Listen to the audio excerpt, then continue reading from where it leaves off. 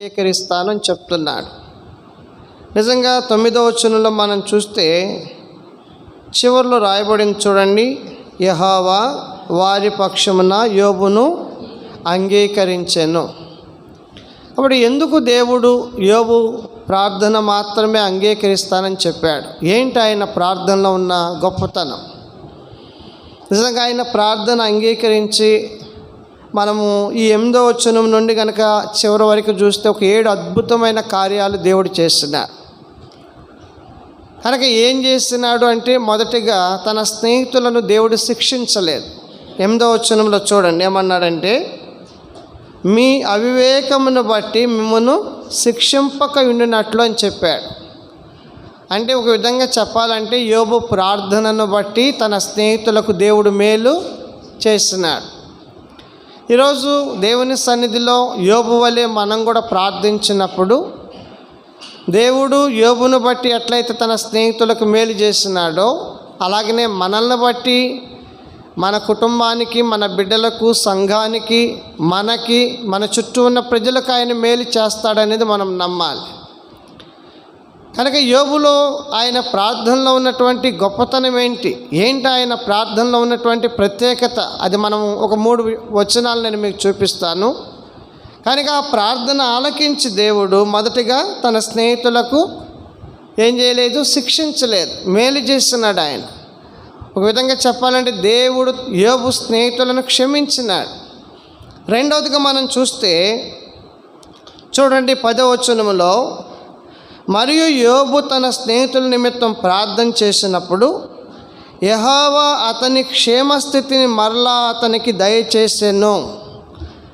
మొదటి అధ్యాయం 10వ వచనంలో ఉన్న క్షేమస్థితిని దేవుని వాక్యంలో మనం చూస్తే తిరిగి దేవుడు యోబుకు అనుగ్రహించినాడు. మనకు తెలుసు యోబు గ్రంథం 1వ అధ్యాయం 10వ వచనంలో దేవుడు అద్భుతమైనటువంటి క్షేమస్థితిని యోబుకి ఇచ్చినాడు. ఎవరు కూడా యోబుకు దేవుడు అనుగ్రహించిన క్షేమాన్ని పాడు చేయలేరు. చూడండి మొదటి అధ్యాయము 10వ వచనం చదవండి. చూడండి, దేవుడు యోబు ఇంటి వారికిని యోబుకు కలిగిన సమస్తమునకును చుట్టూ ఏం వేస్తున్నాడు చెప్పండి? కనుక కంచి వేస్తున్నాడు. అదే క్షేమం. కనుక దానిని ఎవరు పాడు చేయలేరు, ఎవరు కూడా దానిలోనికి ప్రవేశించలేరు కూడా. ఇప్పుడు దేవుడు తిరిగి యోబు ప్రార్థన చేసిన తర్వాత తాను కోల్పోయిన క్షేమస్థితిని తిరిగి మళ్ళా దేవుడు యోబుకి అనుగ్రహించినాడు.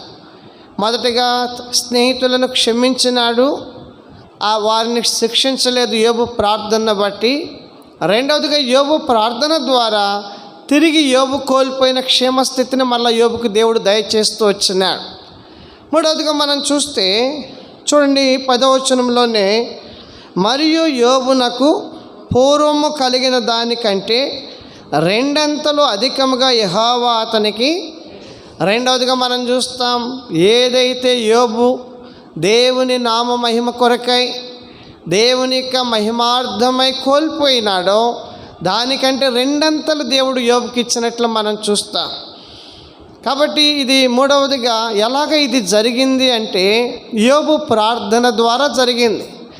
యోబు ప్రార్థించుట ద్వారా దేవుడు తిరిగి తను కోల్పోయిందంతా కూడా యోబుకు దేవుడు దయచేస్తూ వచ్చినాడు. కాబట్టి ఇది మూడవదిగా దేవుని వాక్యంలో మనం చూస్తాం. ఈరోజు నా జీవితంలో కూడా ఏదైతే దేవుని మహిమ కొరకై ఆత్మీయంగా, భౌతికంగా మనం నష్టపోవడానికి ఇష్టపడ్డామో, కనుక అవన్నీ తిరిగి దేవుడు మళ్ళా సమకూర్చి మనల్ని తృప్తిపరిచి మనల్ని అన్ని విషయాలలో దేవుడు సమృద్ధిగా నింపేవాడుకుంటున్నాడు. నిజంగా యోబు గ్రంథం 1:10లో మనం చూస్తే అక్కడ చివరిలో ఏం రాయబడిందంటే, చూడండి, నీవు అతని చేతి పనిని దీవించుట చేత అతని ఆస్తి దేశంలో బహుగా విస్తరించింది. కనుక దేవుడు యోబు యొక్క చేతి పనిని, యోబు కలిగిన వాటన్నిటిని దేవుడు ఆశీర్వదించి దీవించుట చేత బహుగా యోబు అభివృద్ధి చెందుతూ వచ్చినాడు. భౌతికమైన విషయాలే కాదు, ఆత్మీయంగా కూడా యోబు చాలా ఐశ్వర్యవంతమైన జీవితంలోనికి దేవుని కృప వలన ప్రవేశించినట్లు దేవుని వాక్యంలో మనం చూస్తాం. కాబట్టి మూడవదిగా మనం చూస్తే ప్రార్థించుట ద్వారా, యోబు ప్రార్థన ద్వారా తాను కోల్పోయిన దానికంటే రెండంతలు అధికంగా దేవుడు ఇచ్చినట్లు మనం చూస్తాం. కాబట్టి మొదటగా యోబు ప్రార్థన ద్వారా స్నేహితులను క్షమించినాడు. రెండవదిగా యోబు ప్రార్థన ద్వారా తన క్షేమస్థితిని తిరిగి మళ్ళీ యోబుకి ఇచ్చినాడు. మూడవదిగా ప్రార్థించడం ద్వారా యోబు తాను కోల్పోయిన దానికంటే రెండంతలు దేవుడు ఇచ్చినాడు. నాలుగవదిగా చూడండి, యోబు గ్రంథం 42వ అధ్యాయము 11వ వచనానికి రండి. అప్పుడు అతని సహోదరులందరూ, అతని అక్క చెల్లెండ్రు అందరూ, అంతకుముందు అతనికి పరిచయులైన వారును వచ్చి అతనితో కూడా అతని ఇంట అన్నపానములు పుచ్చుకొని, చూడండి, యెహోవా అతని మీదకి రప్పించిన సమస్త బాధను గూర్చి ఎంతలేసి దుఃఖములు పొందిన వారి అతని కొరకు దుఃఖించుచు అతన్ని ఓదార్చిరి. ఇదియుగాక ఒక్కొక్కడు ఒక వరహాను, ఒక్కొక్కడు బంగారు ఉంగరమును అతనికి తెచ్చి ఇచ్చాను. చూడండి, 11వ వచనంలో ఒక అద్భుతమైన మాట ఏంటంటే, అతని కొరకు దుఃఖించుచు అతనిని ఓదార్చిరి. ఇది ప్రాముఖ్యమైనది. యోబు ఎప్పుడైతే ప్రార్థన చేస్తూ వచ్చినాడో, తాను దేవుని కొరకు వెళ్ళిన శ్రమలలో, బాధలలో, కష్టాలలో, ఇబ్బందుల్లో, అవమానాల్లో, నిందలలో, తన జీవితంలో వెళ్ళిన అనారోగ్య పరిస్థితులలో ఎవ్వరు యోబుని ఆదరించిన వాళ్ళు లేరు, ఎవ్వరు ఓదార్చిన వారు లేరు. అందుకని యోబు అన్నాడు, మీరందరూ నాకు బాధకే కర్తలు కానీ ఆదరణకు కర్తలు కాదు అని చెప్పాడు. ఇప్పుడు మనం చూస్తే యోబు జీవితంలో ఎవరిని దేవుడు యోబుకి సమకూర్చున్నాడు అంటే, ఆయనను ప్రేమించేవారిని, ఆయనను ఓదార్చేవారిని, ఆయనను ఆదరించేవారిని, కనుక ఆయనను మరి అన్ని విషయాల్లో తిరిగి ఆయనకి సమీపంగా వచ్చేవారిని. అర్థమైందా? ఒకప్పుడు యోబు స్థితి ఎలా ఉందంటే, కనీసం ఆయన వాసన తన భార్యకు కూడా పడలేదు. అంటే ఒక విధంగా చెప్పాలంటే తన యొక్క రక్త సంబంధికులు కానీ, బంధువులు కానీ, స్నేహితులు కానీ అందరూ కూడా యోబుకి దూరంగా వెళ్ళిపోతూ వచ్చినారు. ఎవరు కూడా ఆయన్ని ప్రేమించిన వారు లేరు, ఎవరు కూడా ఆయనకి సహాయపడిన వారు లేరు, ఎవరు కూడా ఒక్కళ్ళు కూడా యోబును ఆదరించిన వారు లేరు. ఎప్పుడైతే యోబు ప్రార్థన చేస్తూ వచ్చినాడో, దేవుడు తిరిగి మళ్ళీ ఆయన్ని ఆదరించి ఓదార్చేవారిని దేవుడు అనుగ్రహిస్తూ వచ్చినాడు. అందుకని దేవుడు అంటున్నాడు, నేను యోబు మీ నిమిత్తం ప్రార్థన చేయను, కనుక నేను అతన్ని మాత్రమే అంగీకరిస్తా. కనుక దేవుని వాక్యం ఎందుకు అతనిని మాత్రమే అంగీకరిస్తాడో నేను తర్వాత మీకు చెప్తాను. కాబట్టి ఇప్పుడు ఎన్ని చూసినా యోబు ప్రార్థన ద్వారా 4 అనుభవాలు యోబు పొందినాడు. 5వ చూడండి, దేవుని వాక్యంలో మనం చూస్తే యోబు గ్రంథము 42వ అధ్యాయంలో చూడండి 12వ వచనానికి రాయండి. 12వ వచనం,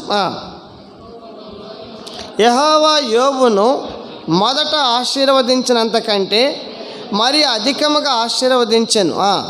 అతనికి 14,000 గొర్రెలను, 6,000 ఒంటెలను, 1000 జతల ఎడ్లను, 1000 ఆడగాడిదలను కలిగాను. మరియు అతనికి 7 కుమారులను, 3 కుమార్తెలను కలిగిరి.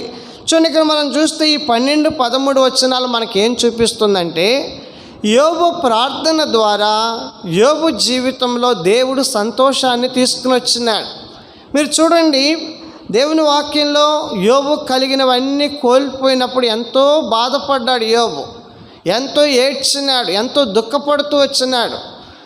మీరు లేఖనాలు చదివిన వాళ్ళకి అర్థమయ్యేది. ఎన్నో పర్యాయములు యోబు మాట్లాడుతూ తను ఏమీ లేనివాడుగా, అన్నీ కోల్పోయినవాడుగా, తన జీవితంలో దుఃఖం ఒక్కటే మిగిలిపోయింది, ఆయనకి బాధ ఒక్కటే మిగిలిపోయింది. ఇప్పుడు చూడండి, దేవుడు 12, 13 వచనాల్లో తిరిగి అవన్నీ సమకూర్చిన తర్వాత తను ఎంతో సంతోషించినాడు. తన జీవితానికి ప్రార్థన ద్వారా దుఃఖము దేవుడు ఏం చేస్తున్నాడంటే సంతోషంగా మార్చినాడు. ఒక వచనం మీకు చూపిస్తాను. యెషయా గ్రంథానికి రండి. యెషయా గ్రంథంలో దేవుడు ఈ వచనాన్ని యోబు జీవితంలో నెరవేర్చినాడు. ఒక వచనం అందరం చదువుదాము. చూడండి, యెషయా గ్రంథంలో ఒక వచనం అందరం కలిసి చదువుదాం. 35వ అధ్యాయం చూడండి. యెషయా గ్రంథం 35వ అధ్యాయము చూడండి 10వ వచనంలో నేను చదువుతున్నా, మీరు గమనించండి. చూడండి, వారి తలల మీద నిత్యానందముండును, వారు ఆనంద సంతోషములు గలవారై వచ్చెదరు, దుఃఖమును నిట్టూర్పును ఎగిరిపోవును. చూడండి, యోబు జీవితంలో ఏమున్నాయండి? దుఃఖము, నిట్టూర్పు ఉంది. కానీ ఇప్పుడు దేవుడు ఏం చేస్తున్నాడు చెప్పండి? వారు ఆనంద సంతోషములు గలవారై వచ్చెదరు. దేవుడు ఆనంద సంతోషములతో యోబుని నింపుతూ వచ్చినాడు. ఇది ఎలాగా జరిగింది అంటే ప్రార్థన ద్వారా జరిగింది. ఈరోజు మన హృదయాలలో, మన జీవితాల్లో, మన కుటుంబాల్లో ఉన్న దుఃఖము, నిట్టూర్పు పోవాలంటే ప్రార్థనే దానికి సొల్యూషన్. దానికి మార్గం ఏంటంటే ప్రార్థనే. హన్న ఏడుస్తూ వచ్చింది, ఎట్లా వెళ్ళింది? సంతోషిస్తూ వెళ్ళింది. దేవుని సన్నిధిలో ఎవరైతే ప్రార్థిస్తూ వస్తారో వారికి ఉన్న దుఃఖం, కన్నీరు, వేదన, బాధ దేవుడు దాన్ని సంతోషంగా మారుస్తాడు. యోబు జీవితంలో దేవుడు అలాగ చేస్తూ వచ్చినాడు. ఇది 5వదిగా మనం చూస్తాం. తర్వాత 6వదిగా మనం చూస్తే చూడండి, 15వ వచనం చూడండి. యోబు గ్రంథం 42:15 చదవండి. ఆ దేశం అంతటను యోబు కుమార్తెలంత సౌందర్యవంతులు కనబడలేదు. వారి తండ్రి వారి సహోదరులతో పాటు వారికి స్వాస్థ్యములనిచ్చాను. మీరు చూడండి, ఇక్కడ 15వ వచనంలో యోబు ఏం చేస్తున్నాడంటే కుమారులకు, కుమార్తెలకు అందరికీ తన ఆస్తిని ఏం చేస్తూ వచ్చినాడు? అందరికీ సమానంగా. చూడండి, సహజంగా ఒకప్పుడు లా ఏం చెప్పిద్ది అంటే పురుషులకి, అంటే కుమారులకే ఆస్తి మీద హక్కు. కానీ ఇప్పుడు చెప్పండి, కుమారులకు ఎంత హక్కు ఉందో కుమార్తెలకు కూడా అంతే హక్కు ఉంది. మనకు తెలుసు, పాత నిబంధనలో కాలేబు సంతతిలో తన కుమార్తెలకు కూడా ఏమొచ్చింది చెప్పండి? సమాన హక్కు వచ్చింది ఆస్తి మీద. అట్లా దేవుని వాక్యంలో మనం చూస్తే 15వ వచనంలో యోబు ప్రార్థన అనేది ఏం చేస్తూ వచ్చిందంటే పిల్లలకి ఏ నష్టం కలగల.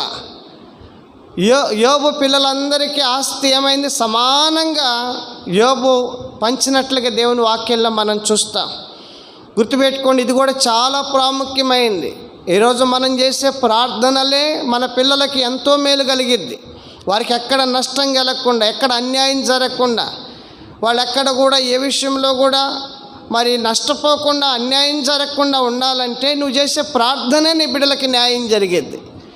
వాళ్ళు చదువుకునే స్థలమైనా, జాబ్ చేసే స్థలమైనా, వారి వివాహాల విషయమైనా, వారి ఆరోగ్యపరమైన విషయాలైనా, ఏవైనా కానీ దేవుడు న్యాయం చేయాలంటే నువ్వు ప్రార్థన చేయాలి. నువ్వు ప్రార్థన చేయకపోతే వారికి న్యాయం జరగదు. నువ్వెంత ప్రార్థన చేస్తావో దేవుడు వారికి అంత న్యాయం చేస్తాడు. చూడండి, అక్కడ రాయబడిన మాట, వారి తండ్రి వారి సహోదరులతో పాటు వారికి ఏం చేస్తున్నాడు అంటే ఆస్తి, స్వాస్థ్యం అనేది సమానంగా పంచుతూ వచ్చినాడు. ఎక్కడ కూడా ఒక్క బిడ్డకు కూడా అన్యాయం జరగలేదు.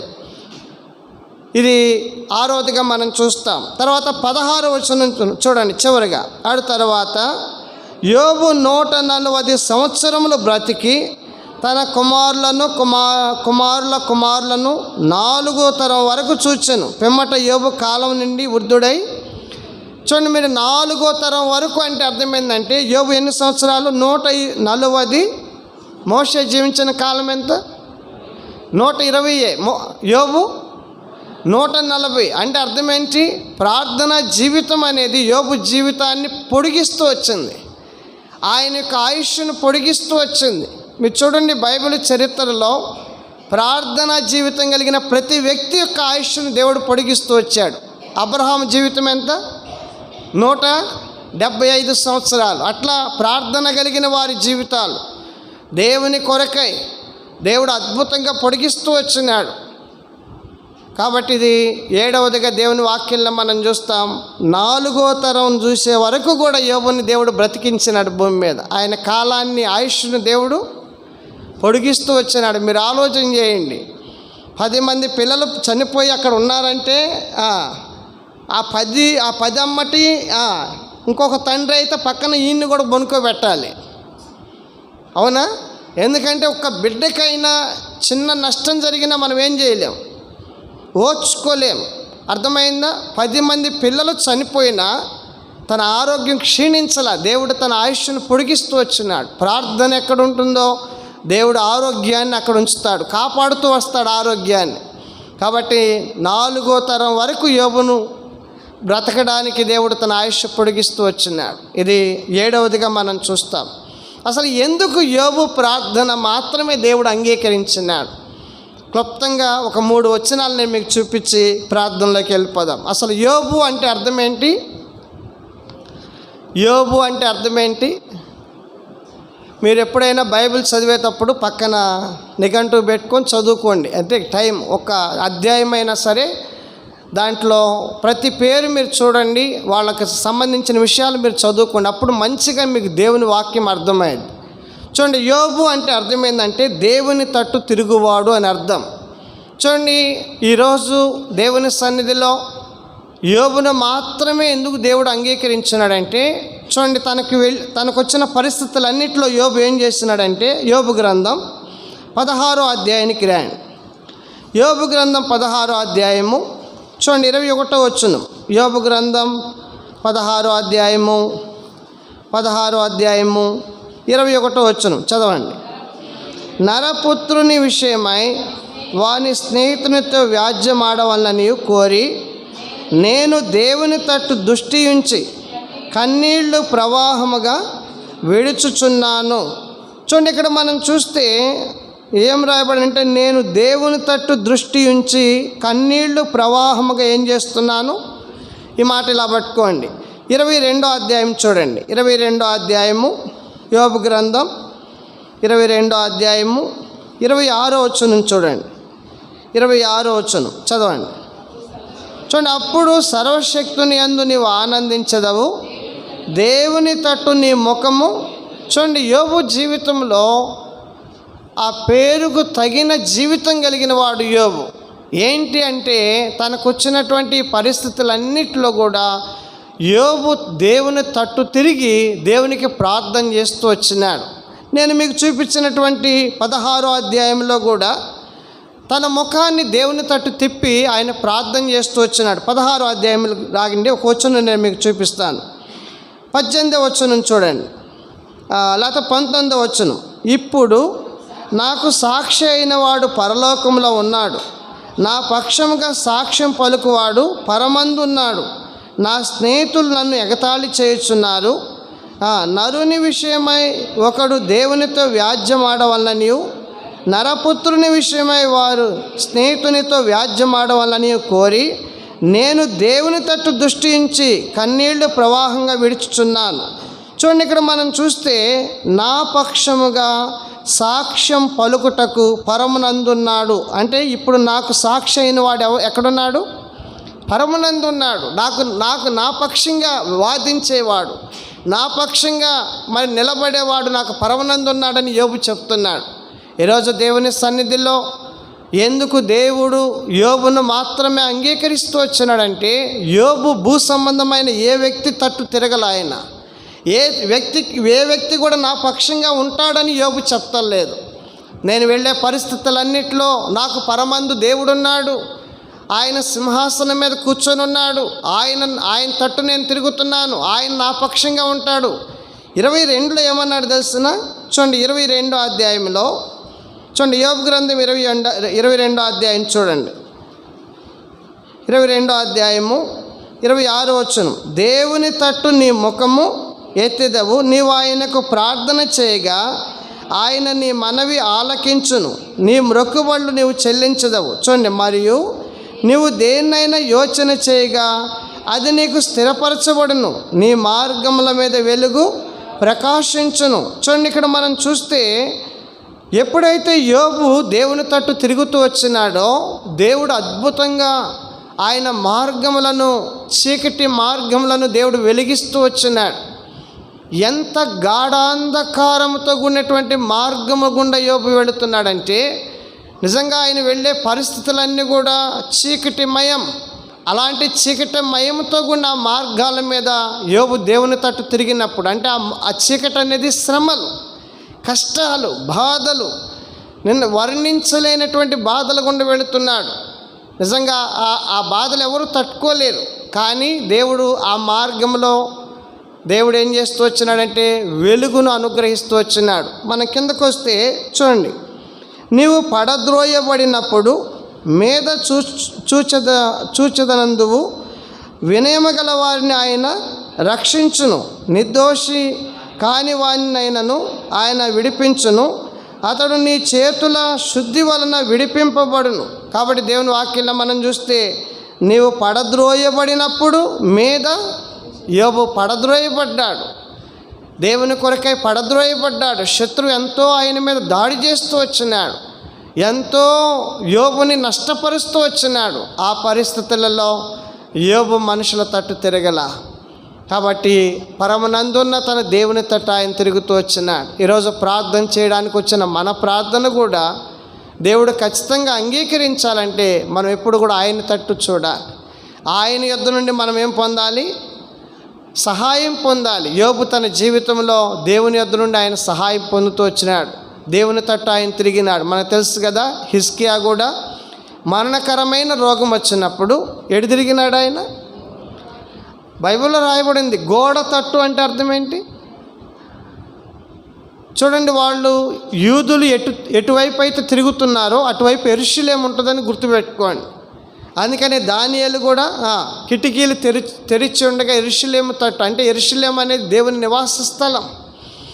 ఈరోజు నువ్వు ఎక్కడున్నా, నేను ఎక్కడున్నా, మన ప్రార్థన దేవుడు అంగీకరించాలంటే మనం ఆయన తట్టు చూడాలి, ఆయన మీద మనం ఆధారపడాలి, ఆయన కొరకే మనము కనిపెట్టుకోవాలి. నిజంగా అద్భుతంగా దేవుడు యోబుకి సహాయం చేస్తూ వచ్చినాడు.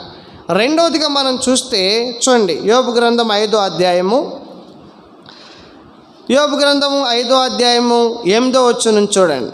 రెండవదిగా యోబును ఆయన ప్రార్థన మాత్రమే దేవుడు ఎందుకు అంగీకరించినాడంటే చూడండి, 5వ అధ్యాయము 8వ వచనం చూడండి. యోబు గ్రంథం,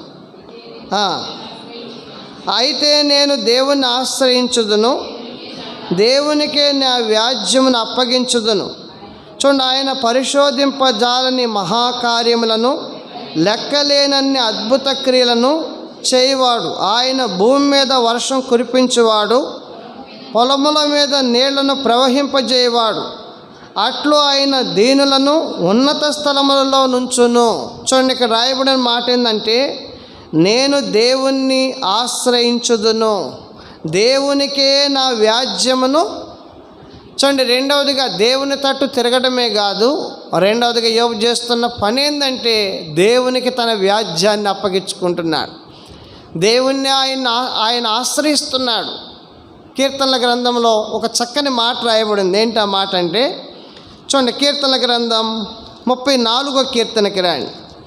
ఈ భూమి మీద మన ప్రార్థనలు దేవుడు అంగీకరించాలంటే చూడండి, ఈ అనుభవంలోనికి మనం రావాలి. కీర్తన 34:8వ వచనం చూడండి. యెహోవా ఉత్తముడని రుచి చూసి తెలుసుకోండి, ఆయనను ఆశ్రయించిన నరుడు. వీళ్ళని ఇప్పుడు యోబు చేస్తున్న పని ఏంటంటే ఉత్తమమైనది, ధన్యకరమైన పని చేస్తున్నాడు యోబు. అందుకని కింద వచనంలో కూడా యెహోవా భక్తులారా ఆయన యందు భయభక్తులు ఉంచుడి, ఆయన యందు భయభక్తులు ఉంచు వారికి ఏమీ. చూడండి, సింహ పిల్లలు లేమి గలవై ఆకలిగొనును, యెహోవాని ఆశ్రయించు వారికి ఏ మేలుకు. ఈరోజు దేవుని సన్నిధిలో యోబుని ఎందుకు అంగీకరిస్తున్నాడు దేవుడు అంటే యోబు దేవుణ్ణి మాత్రమే ఆశ్రయించిన కాబట్టి ఆయన అంటున్నాడు, నేను యెహోవాని మాత్రమే ఆశ్రయిస్తాను. దేవుణ్ణి ఆశ్రయించినాడు. అద్భుతంగా దేవుడు యోబుకి సహాయపడుతూ వచ్చినాడు. రాత్రి ప్రార్థనలోనికి వెళ్ళకముందు ఈ పదాలు దేవుడు మరిచిపోడు. మనము మన జీవితంలో, అనుదిన జీవితంలో మనం వెళ్ళేటప్పుడు మనం దేవుని కొరకై వేసే అడుగులు దేవుడు మర్చిపోడు. ఇంకొక వచనం నేను మీకు చూపిస్తాను. చూడండి, 3వదిగా మనం చూస్తే ఎందుకు ఆయనను మాత్రమే అంగీకరించినాడంటే 23వ అధ్యాయానికి రండి. యోబు గ్రంథం 23వ అధ్యాయము 10వ వచనం. యోబు గ్రంథం 23:10. నేను నడచు మార్గము ఆయనకి తెలియను, ఆయన నన్ను శోధించిన తర్వాత నేను సువర్ణం వలె కనబడదును. నా పాదములు ఆయన అడుగుజాడలు విడవక నడిచినవి, నేను ఇటు అటు తొలగక ఆయన మార్గమును అనుసరించి తిని, ఆయన పెదవుల ఆజ్ఞను నేను విడిచి తిరగలేదు. ఆయన నోటి మాటలను నా స్వాభిప్రాయం కంటే ఎక్కువగా.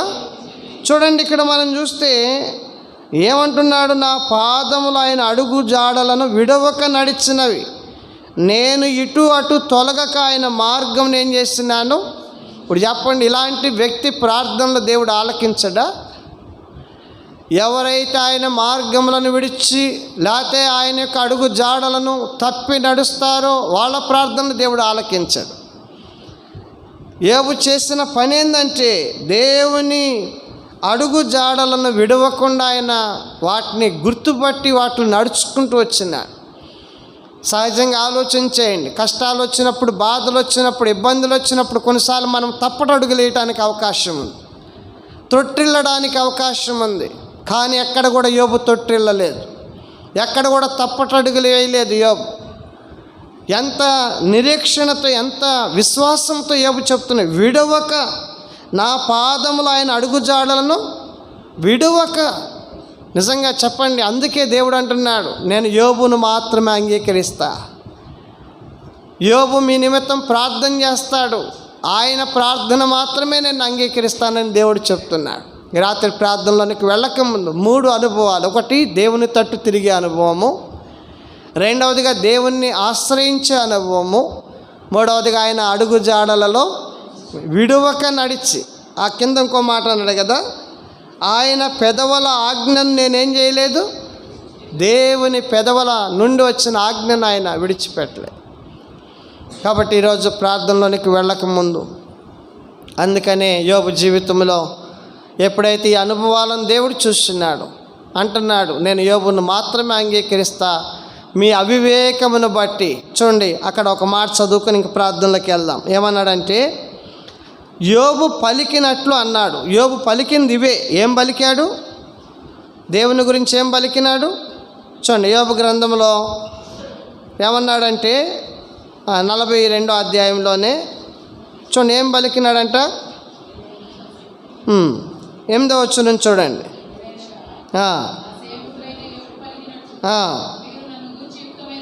చూడండి, నా సేవకుడైన యోబు పలికినట్లు మీరు నన్ను గూర్చి యుక్తమైనది పలకలే.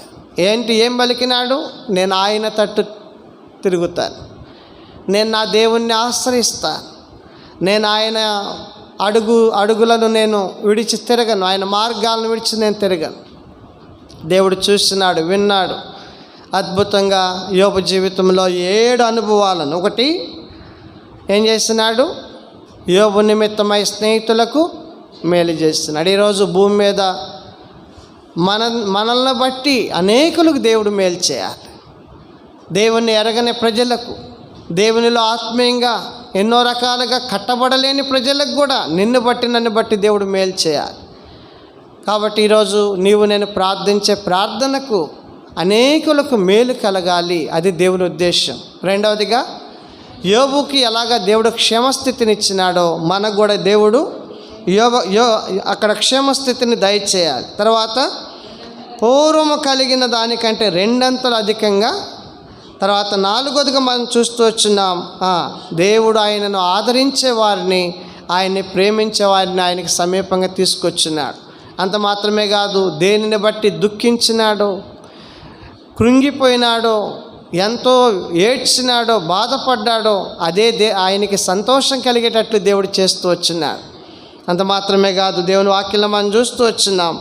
నిజంగా అక్కడ 15వ వచనం మనం చూస్తే దేవుడు పిల్లలందరికీ న్యాయము చేస్తూ వచ్చినాడు. చివరిగా యోబు ఆయుష్ను కూడా దేవుడు 140 సంవత్సరాలు 4వ తరం చూసే వరకు కూడా ఆయన మంచి ఆరోగ్యం ఇచ్చినాడు, మంచి ఆయుష్ను దేవుడు యోబుకు అనుగ్రహిస్తూ వచ్చినాడు. సాతాను యోబు శరీరాన్ని ముట్టినప్పటికి కూడా, ఎంతో పాడు చేసినప్పటికి కూడా తిరిగి దేవుడు ఆ శరీరాన్ని నూతన పరుస్తూ వచ్చినాడు. అందుకని యోబు అన్నాడు, ఏమన్నాడు తెలుస్తున్నా, నా విమోచకుడు సజీవుడని చెప్పాడు. ఆ సజీవుడైన విమోచకుడు యోబు దేహాన్ని స్వస్థపరుస్తూ వచ్చినాడు.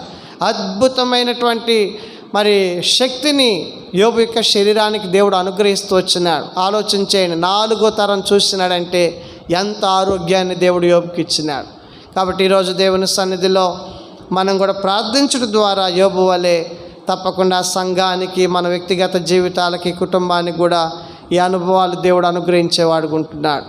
ప్రభు సన్నిధిలో మనం ప్రార్థనలోనికి వెళ్దాము. ఈ వార పరిచర్య కొరకు మనం ప్రార్థన చేద్దాం. తర్వాత